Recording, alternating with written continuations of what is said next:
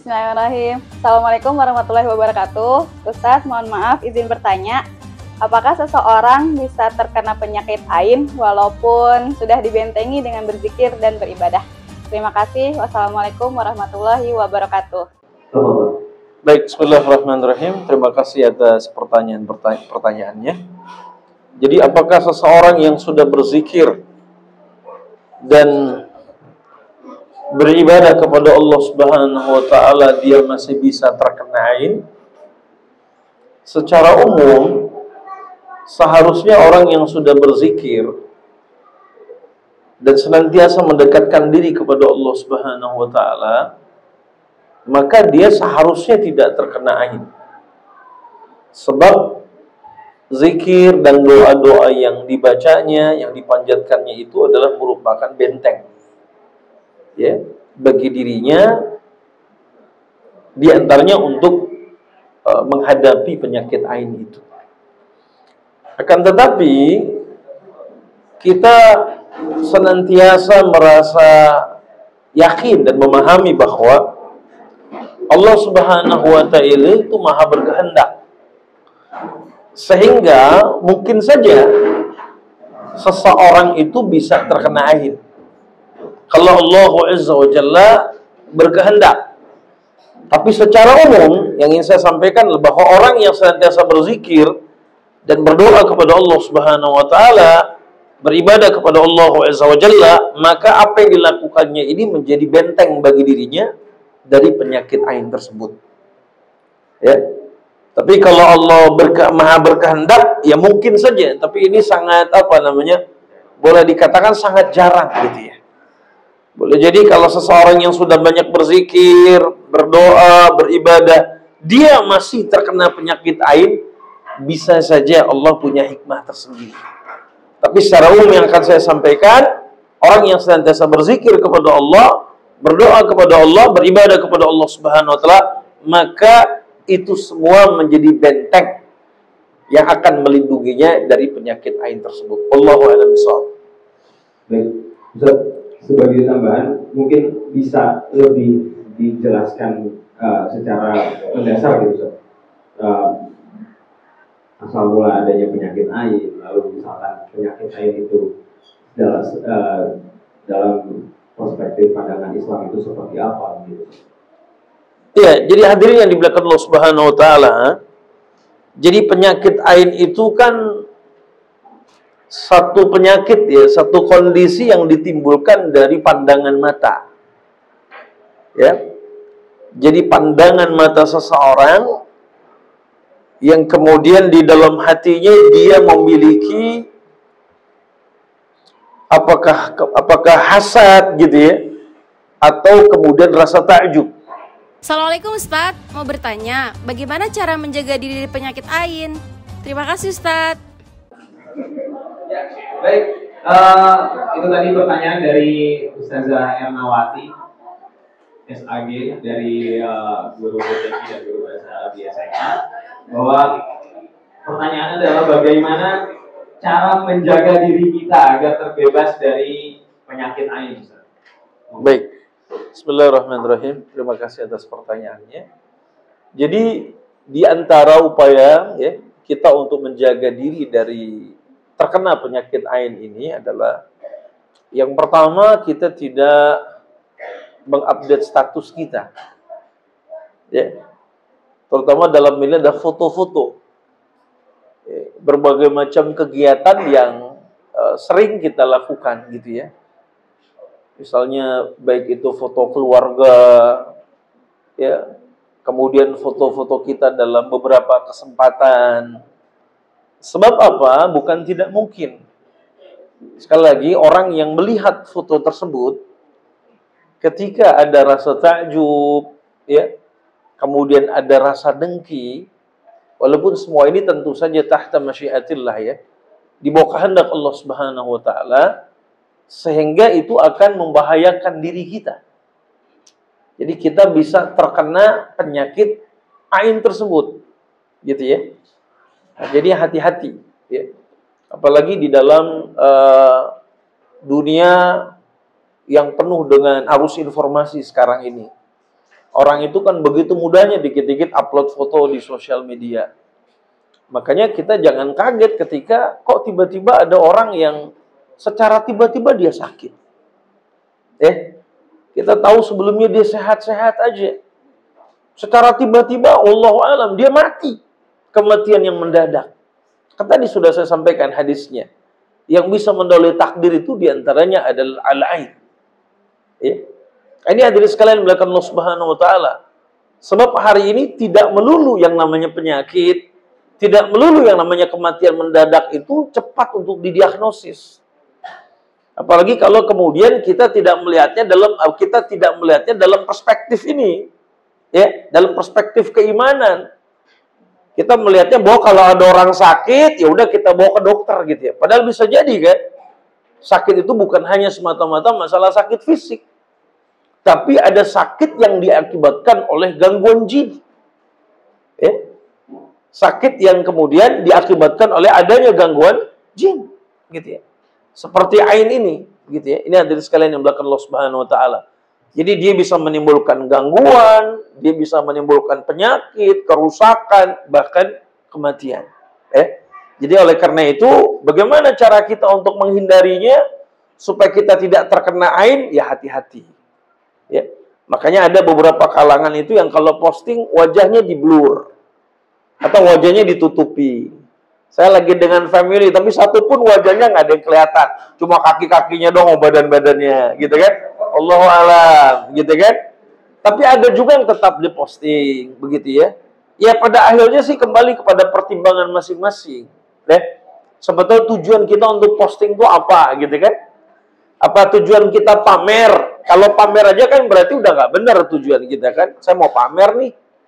Ya, gitu kan. Saya lagi foto-foto di Amerika, ya nggak? Di Kanada. Tapi kan orang biasanya nggak mau dibilang pamer. Dibilang nitip foto ya. Titip foto di Facebook, gitu kan. Karena biasanya alibinya titip foto. Kesannya kalau di tempat yang bisa hilang. Betul sih emang. Kalau di FB jarang hilang. Biasanya ngasih tahu dia ini foto 2 tahun yang lalu. 3 tahun yang lalu. Tapi berhati-hatilah. Gitu ya. Yang kedua, kalau memang kebiasaan itu sulit untuk kita hilangkan, gitu ya. Wah, saya kirim foto, kadang foto ini itu ya. Mungkin foto lagi di tempat bisnis, lagi di tempat usaha dan seterusnya. Kalau memang itu sulit untuk kita tinggalkan dan berproses gitu ya. Kita masih sering. Nah, yang kedua, bagaimana cara menjaga diri kita agar tidak terkena penyakit ain? Kalau memang kita terbiasa posting hal begitu, ya kuatkan zikirnya. Kuatkan doanya. Kuatkan ibadahnya kepada Allah Subhanahu wa taala. Gitu ya. Nah, ini bentuk penjagaan kita dari penyakit ain tersebut. Dengan kita senantiasa berzikir kepada Allah Subhanahu wa taala, dekat kepada Allah Azza wa Jalla, maka ini akan semakin menguatkan ya benteng kita untuk tidak mudah diinfiltrasi oleh syaitan, diganggu oleh jin, begitu ya. Dan juga oleh berbagai macam penyakit atau kerusakan lainnya. Makanya Rasulullah SAW kan mengajarkan kita doa-doa perlindungan. A'udzubikalimatillahi tammah min kulli syaitanin wa hammah, kalau buat anak-anak ya. Kemudian wa min kulli ainin lammah, gitu ya. Kemudian kalau untuk doa yang bisa kita baca a'udzubikalimatillahi min syarri ma khalaq. Kita berlindung kepada kalimat Allah yang sempurna dari kejahatan makhluknya. Bismillahirrahmanirrahim. La yadurru ma ismi syai'un fil ardi wala fis sama' wa huwas samiul alim. Dan juga doa-doa lain yang cukup banyak kalau kita cari bagaimana Nabi alaihi salatu wasallam mengajarkan kita doa-doa perlindungan. Gitu. Ini kita baca, ini kita amalkan, insyaallah mudah-mudahan. Walaupun kita masih sering posting foto kita, mudah-mudahan Allah tetap jaga kita insyaallah. Allahu a'lam bishawab. Baik, jamaah bisnis sekalian, tadi sudah dijawab oleh Ustaz Sargi bahwa berbagai macam kiat-kiat konkret begitu ya agar bisa terjaga, agar bisa terhindar dari penyakit ain. Yang pertama adalah hindari posting-posting foto yang memang dirasa tidak perlu gitu. Apalagi sekarang banyak posting foto gitu yang kadang posenya suka aneh-aneh, Ustaz. Suka ada yang sambil manyun gitu, Ustaz. Suka ada yang sambil nyengir gitu ya. Kadang aneh-aneh gitu. Dan itu akan menimbulkan apa namanya, menimbulkan pandangan-pandangan lain dan Ya, terkesan mancing begitu Ustaz ya. sebagai contoh misalnya kita khawatir ketika orang sedang makan bersama dengan keluarganya, dia posting foto lagi makan. Tapi begitu ada orang melihat itu, sehari kemudian ada di antara anggota keluarga itu yang tiba-tiba masuk rumah sakit. Padahal boleh jadi makanannya sama sekali, ya, secara umum ini makanan sehat, makanan higienis, gitu kan? Makanan halal. Bahkan terkadang ada orang yang diperiksakan ke dokter, justru malah dokter bingung, nih nggak ada kok, semuanya normal.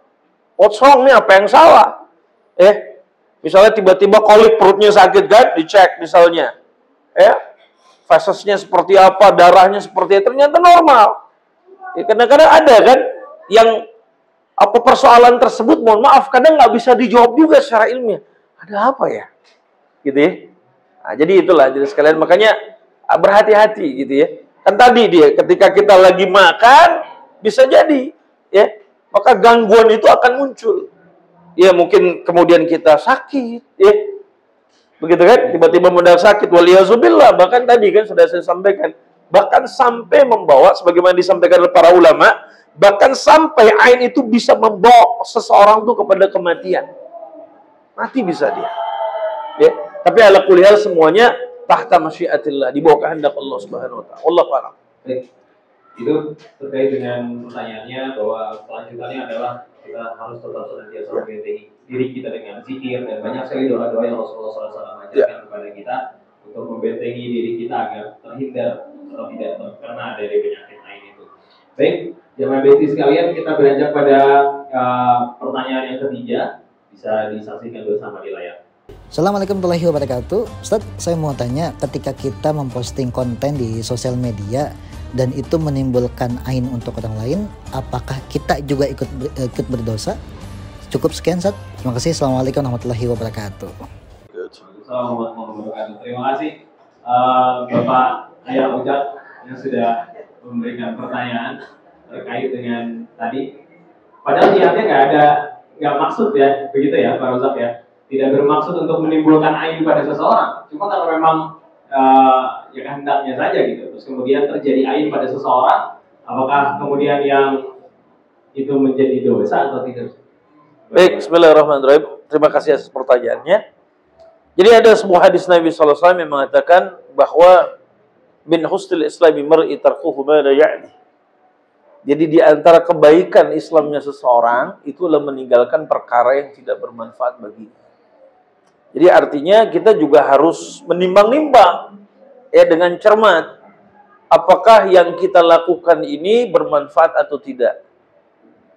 Apakah yang kita lakukan ini akan menimbulkan mudarat atau tidak.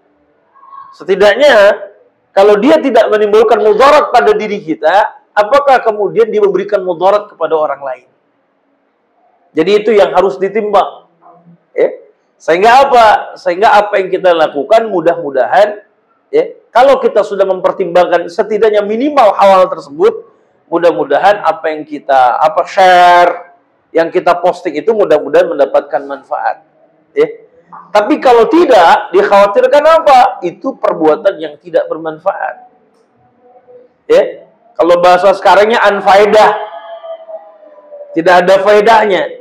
Dikhawatirkan itu akan menimbulkan dosa. Nah, adapun ketidaktahuan dalam Islam kan secara umum yang namanya tidak tahu itu dimaafkan. Ketidaktahuan itu dimaafkan. Apalagi posting ternyata menyebabkan ain dan kita nggak tahu akibat itu orangnya terkena ain. Karena ketidaktahuan kita dimaafkan oleh Allah Subhanahu wa taala. Nah, makanya hadirin sekalian, disinilah pentingnya kita untuk senantiasa memahami persoalan ain ini dengan baik gitu ya. Jadi jangan sampai lantaran ketidaktahuan kita, tapi kemudian hal itu memberikan mudarat kepada orang lain. Kan sebetulnya bukan hanya persoalan posting saja ya. Ada juga kan beberapa kegiatan, beberapa hal yang kita lakukan karena ketidaktahuan kita memberikan mudarat kepada orang lain. Apa saja? Ya secara umum karena tidak tahu kan dimaafkan dia. Ini hadirin sekalian belakang Allah SWT. Saya tidak mengatakan kemudian dia berdosa. Tidak, karena ketidaktahuan dia bisa jadi dia tidak berdosa karena tidak tahu. Tapi ala kulli hal ya wallahu alam gitu ya. Kalau kemudian Allah kemudian menilai itu sebagai satu dosa, tapi secara umum karena ketidaktahuannya dia tidak berdosa. Maka disinilah pentingnya kita untuk belajar untuk tahu bagaimana ini tentang ain gitu kan. Salah-salah posting foto orang, kitanya nggak apa-apa tapi orangnya malah dapat apa-apa. Nah kalau sudah tahu kan ya jangan begitu ya. Saya kira itu ya yang bisa saya sampaikan. Jadi harus betul-betul berhati-hati begitu kan dengan postingan-postingan yang ada. Bahkan upayakan kita blur. Makanya kan kalau antum perhatikan di beberapa gambar-gambar yang terkait dengan para mujahidin Hamas misalnya, pejuang-pejuang Palestina, itu kan wajah mereka ditutup. Pertama dengan kafiyah, gitu ya. Begitu kan? Sehingga sulit orang untuk menebak visualisasinya siapa, hanya matanya saja. Gitu kan? Yang kedua, ada juga foto-foto mereka yang di blur, yang dipasang di blur. Jadi orang tidak tahu sosok-sosok itu. Karena bisa jadi kan menjadi aib. Karena kekaguman, hebat nih. Contoh seperti Abu Ubaidah. Sampai sekarang kan kita nggak tahu seperti apa bentuk wajah Abu Ubaidah sesungguhnya. Apa matanya mirip-mirip Pak Mul? Apa mirip-mirip Pak Didin gitu ya? Atau mirip-mirip Pak Haidar, nggak tahu kan? Tapi Abu Ubaidah is real gentleman gitu kan? Nah, jadi saya kira itu ya. Allahu a'lam bishawab. Itu tadi, artinya asas kebermanfaatan ya gitu, harus dilihat. Apakah dengan kita posting ini akan menjadi manfaat atau menjadi mudarat buat orang banyak. Assalamualaikum Ustadz, Afwan mau bertanya, bagaimana cara kita membentengi diri agar kita tidak hasad melihat status kesuksesan orang lain dalam kehidupan kita sehari-hari. Terima kasih Ustadz. Wassalamualaikum warahmatullahi wabarakatuh. Ini pertanyaan dari Bapak Hairul Lata, Kepala SDA Mutiara Hikmah, yang bertanya bahwa bagaimana membentengi diri agar kita tuh tidak hasad, tidak merasa cemburu gitu ya, ketika orang lain mendapatkan kesuksesan, terus kita jadi merasa iri, dengki gitu, tidak hasad begitu. Baik, terima kasih atas pertanyaannya. Yang pertama, jangan sering-sering. Ya, jangan sering-sering buka medsos. Jangan sering-sering kepo status orang lain. Apalagi kalau jiwanya nggak siap. Ya, kepo status orang, jiwanya nggak siap. Tiba-tiba dia klik, tiba-tiba ada foto lagi di Singapura nih, lagi di Istanbul nih, begitu kan? Lagi di mana lagi disebutkan kan? Nah kalau kita siapkan, alhamdulillah. Makanya dalam Islam kita diajarkan, kalau melihat keadaan saudara kita luar biasa takjubnya, itu kita disunnahkan untuk mengucapkan tabrik. Barakallahu fiikum. Barakallahu fiik. Itu cara mencegah aib. Misalnya ada akhwat tampil dengan keluarganya, di satu tempat lagi liburan mungkin ke Disneyland, Universal Studios. Kita kirim misalnya, terutama yang akhwat. Kalau akhwat mah nggak usah ikut-ikutan, ganjen amat gitu ya. Barakallahu fiik, gitu kan? Ya, atau kalau memang ini juga karena pertemanan yang sudah akrab gitu, barakallahu fiki ya ukhti gitu kan, ya tabrik, ya, atau masya Allah la quwata illa billah, ya masya Allah la quwata illa billah.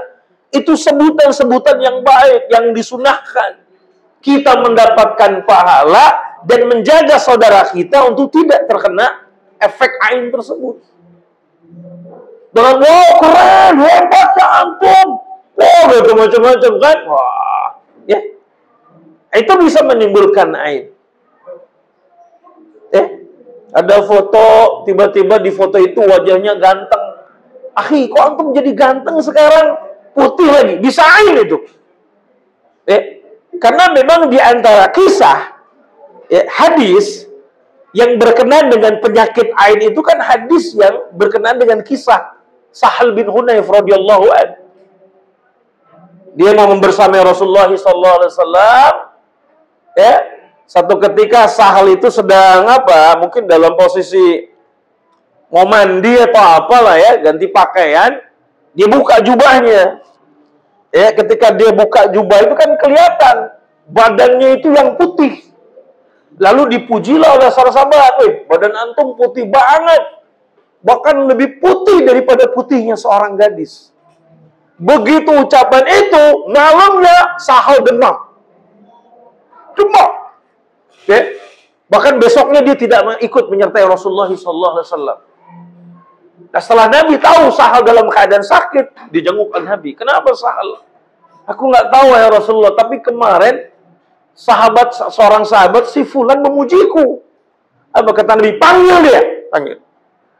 Apa kata Nabi? Ini gara-gara antum, pujian antum, rasa takjubnya antum terhadap dirinya, Sahal jadi seperti ini. Apa yang kemudian dilakukan oleh sahabat tersebut atas perintah Nabi SAW? Antum mandi. Makanya di antara bentuk pengobatan ain itu adalah kalau diketahui orang yang membuat ain itu, maka sunnahnya adalah orang itu disuruh mandi atau dalam riwayat disuruh berwudu, bekas wudunya disiramkan di belakang bagian dari kepala ini sampai ke bagian belakang. Itu pengobatannya. Misalnya kita tahu, ya semalamnya ada yang muji-muji kita, besoknya kita bengek. Oh, sakit kan? Antum kenapa, akhi? Semalam si Fulan muji-muji anak katanya ganteng, gagah, sterek, bro. Sakit besoknya. Panggil si Fulan itu. Kalau berdasarkan hadis ini panggil. Fulan, gara-gara antum nih, pujian antum, nah, saudara antum nih. Sekarang antum mandi. Nah, air bekas mandinya itu, mandinya juga pada bagian tertentu. Air bekasnya, bahkan dalam berurutan wudhu ya. Wudhunya ditampung tuh ya, di sebuah bejana. Nah, nanti bekasnya itu disiramkan ke bagian belakang. Insya Allah, itu akan menyembuhkan. Itu salah satu terapi untuk mengobati penyakit ain. Ya. Nah, kalau yang satunya lagi diruqyah secara syar'iyah. Dibaca-bacakan doa, ayat-ayat Allah Subhanahu wa taala. Baik ya. Jadi kembali ke pertanyaan tadi, begitu kan? Bagaimana dong supaya ya nggak usah kepo. Ya, nggak usah lihat sosmed. Apalagi kalau hati kita nggak siap. Karena ada orang yang ngeliat orang lagi foto di mana jadi iri.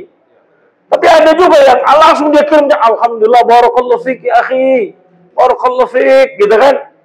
Barakallahu fikum wa ahlikum, ya. Barakallahu fikum wa ahlikum, mau didoain loh.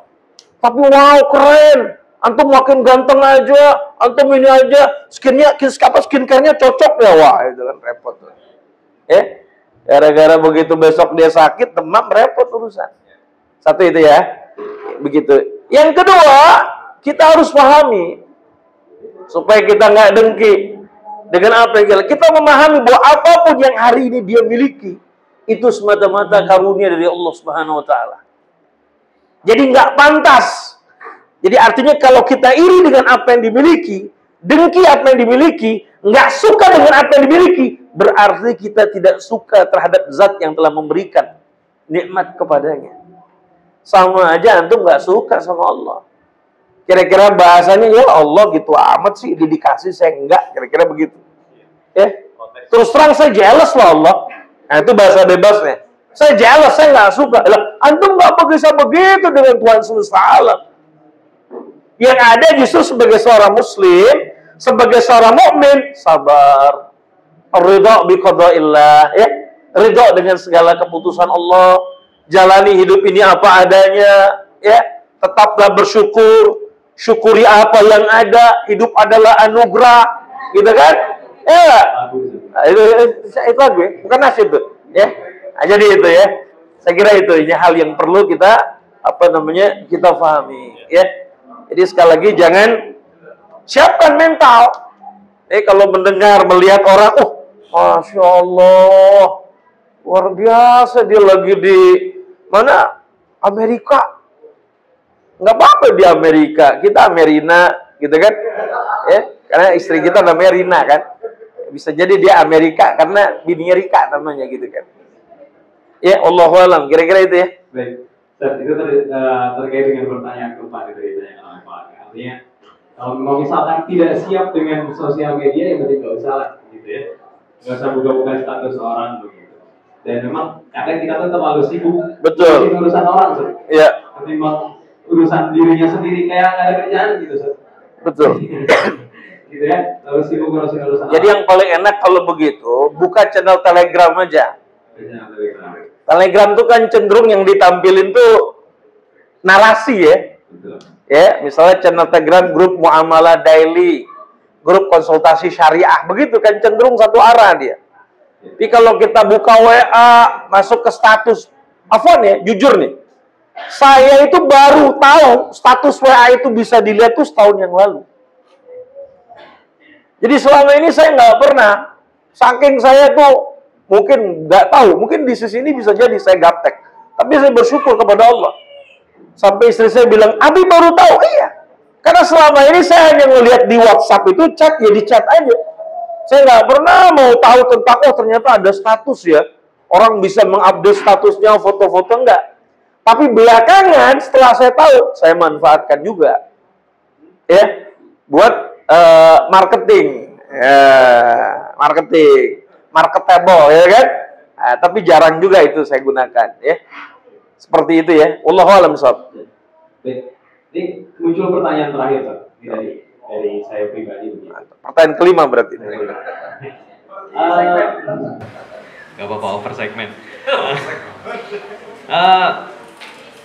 Kan dari tadi kita bahas bahwa penyakit ain itu selalu berefek pada apa namanya? Pada yang kita lihat pada fisik gitu, entah dia demam, entah dia nanti jadi apa begitu. Mungkin nggak kalau misalkan penyakit ain itu efeknya justru pada kejiwaan misalkan. Jadi bodohkah misalkan, jadi apa namanya? Jadi gila begitu, Ustaz. Jadi terlihat seperti orang yang sindrom gitu ya. Tantrum gitu misalkan. Pernah ada riwayat seperti itu misalkan? Ya, jadi ini yang saya katakan tadi di awal, bahwa ain itu bisa menimbulkan gangguan, penderitaan, sakit secara fisik, bahkan kemudian bisa mengalami kematian. Artinya termasuk bisa jadi mengalami kegangguan jiwa, gitu kan? Ya, secara psikis dia terganggu. Tadi jangankan psikis, mati aja bisa. Kan tadi Nabi sudah saya sampaikan kan hadisnya kan, bahwa yang bisa menilai takdir itu adalah al-ain. Al-ainu haqqo. Jadi ain itu benar. Ain itu benar artinya. Sampai Nabi itu benar. Ain itu benar adanya. Ya, maksudnya penekanan kalimat ini agar apa? Nabi ingin umatnya jangan menyepelekan. Penyakit ain itu the fact. Faktanya ada. Dan itu sudah terjadi di masa sahabat, gitu kan? Nah, jadi jangan sampai hal itu juga terjadi pada diri kita. Antum ikut gym, six pack. Mungkin karena ada udahnya jadi nggak dilihatin six packnya. Oh, begini kan? Kemudian ada yang hasad. Tiba-tiba sehari dua hari setelah itu demam, sakit parah. Pada sebelumnya kata keluarganya nggak pernah punya penyakit yang serius. Jantungnya bagus, livernya bagus, yang bersangkutan sering cek MCU, medical check up, sehat, tiba-tiba mendadak mati. Memang kalau bahasa akidahnya ya udah takdirnya Ustaz. Tapi bukan tidak mungkin. Kalau tadi kita belajar dari hadis Nabi SAW yang bisa menilai takdir, sejadi. Makanya hati-hati. Gitu ya. Boleh jadi dengan kematian-kematian mendadak yang sekarang ini terjadi, terus terang loh. Punten, kematian-kematian mendadak itu saya rasakan itu semenjak sosial media juga marak. Dulu mah nggak ada, bukan yang nggak ada tapi sangat sedikit sekali. Sekarang itu ya Allah, itu cerita dari yang orang-orang yang dekat, nggak ada riwayat apa-apa Ustaz. Nggak ada ini, nggak ada itu, totok, blek. Ya kalau ngomong takdir kematian udah pasti berarti kan. Tapi kan bukan tidak mungkin. Ya, kan tadi Nabi juga udah bilang, ulama sudah berikan pendapat bahwa ain itu bisa sampai mengakibatkan kematian. Allahu a'lam bishawab. Baik, jamaah sekalian, kita sudah ada di penghujung acara. Demikian tadi pertanyaan demi pertanyaan yang sudah disampaikan begitu dan sudah dijawab oleh Ustaz Rizal. Saya yakin pasti banyak sekali pertanyaan-pertanyaan di luar pertanyaan-pertanyaan yang tadi ditanyakan kepada Ustaz Rizal. Mungkin di lain kesempatan itu semua bisa ditanyakan kepada pemateri kita, kepada narasumber kita pada hari ini. Tapi yang pasti bahwa sebagai seorang muslim begitu ya, kita harus terus melihat bahwa apa yang kita posting, apa yang kita lakukan, apakah ini mengandung nilai manfaat ataukah mengandung nilai mudarat, sehingga kemudian tidak menimbulkan kedengkian, ketakjuban secara berlebihan hingga kemudian akhirnya menjadikan ain bagi kita. Baik, sebagai closing statement, sebagai penutup dari materi yang sudah kita bahas di sore hari ini, dari itu kami persilakan kepada Ustaz Rizal. Baik, hadirin sekalian dimuliakan Allah Subhanahu wa taala, di dalam Al-Qur'an di dalam surat Al-Falaq, Allah Subhanahu wa taala berfirman, Bismillahirrahmanirrahim, wa min syarri hasidin idza hasad. Dan dari kejahatan orang-orang yang dengki. Ini merupakan salah satu ayat yang menjelaskan kepada kita bahwa orang yang mendengki kita itu sangat berbahaya. Ya. Dia bukan hanya bisa merugikan kita secara fisik, secara materi, tapi juga bisa merugikan kita secara psikis. Bahkan dia bukan hanya bisa merugikan kita secara dekat. Ya, ketika kita dekat, bahkan jauh pun dia bisa merugikan kita. Sebab apa? Di antara kenyataan dari penyakit ain ini adalah ketika seorang memandang orang lain dengan penuh hasad. Ya. Ketika seseorang memandang orang lain itu dengan penuh takjub. Nah, makanya tadi sudah saya sampaikan, ketika takjub kepada seseorang, bacalah barakallahu fiik. Ya, Allahu yubarik fiik, gitu kan? Atau masya Allah la quwwata illa billah, gitu ya. Nah, ucapan-ucapan itu yang bisa mengcounter agar orang yang bersangkutan tidak menderita penyakit ain. Nah, ini saudaraku rahimakumullah. Kemudian yang berikutnya yang perlu kita pahami adalah bahwa berhati-hatilah dalam bersosial media. Ya, memasang foto-foto kita. Memang hari ini dengan adanya sosial media yang begitu luar biasa, kita kadang-kadang tergiur untuk menampilkan. Kalau gue juga bisa eksis loh. Emang lo doang yang bisa gitu ya, nampilin gambar-gambar lagi di wisata ke sini ke sana gitu ya. Nah, ini yang kadang-kadang menggoda kita. Ya. Kalau memang ini pada akhirnya memaksa kita untuk seperti itu, kuatkan zikir kita kepada Allah Subhanahu wa taala. Atau silakan tampilkan fotonya di blur. Toh dengan foto di blur orang kan masih bisa mengenali kita juga sebetulnya secara fisik ya. Tapi setidaknya mudah-mudahan itu bisa melindungi kita. Atau tadi dengan banyak berzikir dan berdoa kepada Allah Subhanahu wa taala. Disinilah hadirin sekalian rahimakumullah, saya mencoba untuk memahami kenapa Rasulullah SAW dalam sebuah hadis melarang kita kan untuk memasang foto-foto di ruang tamu. Dalam sebuah hadis yang sangat populer, khawatir apa? Malaikat nggak mau masuk, kan begitu. Tapi kalau kita cermati di sisi lain, bukan hanya malaikat yang nggak mau masuk, tapi dikhawatirkan ketika ada orang yang bertamu di rumah kita, ada rasa hasadnya, ada rasa takjubnya, itu membuat bisa jadi tamunya pulang, kok tiba-tiba kita yang demam. Tamunya pulang, kok salah satu anak kita tiba-tiba demam, sakit.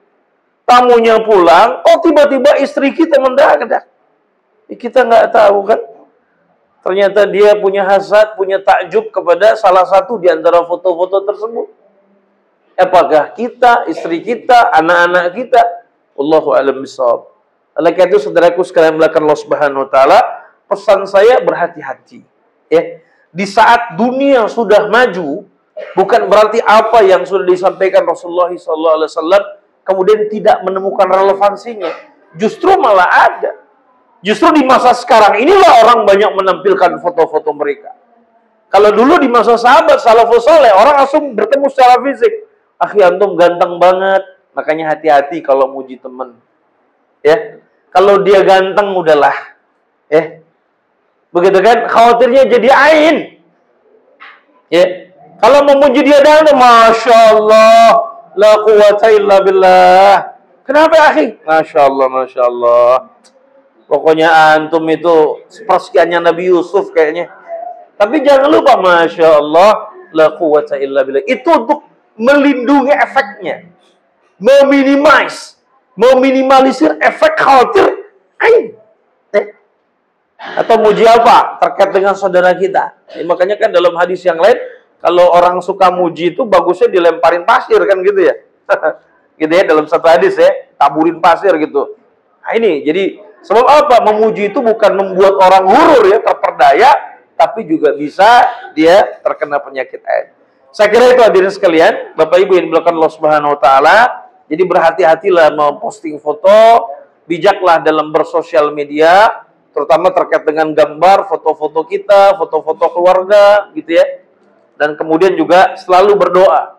Ya, dan bermunajat pada Allah Subhanahu wa taala agar Allah melindungi. Udah banyak doa-doanya. Makanya doa itu adalah benteng ya. Makanya kan Imam Nawawi rahimahullah menuliskan kitab tentang doa itu bukan hanya al-azkar tapi Hisnul Muslim ya. Dia adalah merupakan benteng perisai bagi orang-orang muslim, bagi orang-orang beriman ya. Jadi sering-seringlah baca doa-doa perlindungan. Jadi kalau memang ya saya udah terlanjur jadi orang suka posting. Kalau gitu zikir dan doanya lebih banyak. Ya. Zikir dan doa lebih banyak, apalagi kalau dia harus mamerin fotonya. Mungkin bisa jadi tahun ini jadi caleg gitu kan. Fotonya ada di mana-mana. Itu banyak-banyak mohon perlindungan dan mohon doa sama orang biar terselamatkan dari banyak hal, di antaranya penyakit ain tadi. Iya loh, kan fotonya gede-gede. Termasuk anak-anak yang jadi iklan PPDB, Ustaz. Itu dia. Ya. Ajarin doa-doanya gitu kan. Iya, gitu kan. Makanya nggak tahu kan tiba-tiba ada caleg yang sakit, yang mati, dan tiba-tiba ada gangguan yang lain kan. Nggak tahu kita. Allahu a'lam bishawab. Terutama kepala sekolah yang ada di iklan PPDB. Itu dia. Hati-hati ya. Kali aja ada yang takjub gitu kan, ya. Itu ya. Ala kulli hal, ya banyak-banyak lah ya. Berzikir, berdoa kepada Allah Subhanahu wa taala untuk membentengi diri kita. Saya kira itu ya.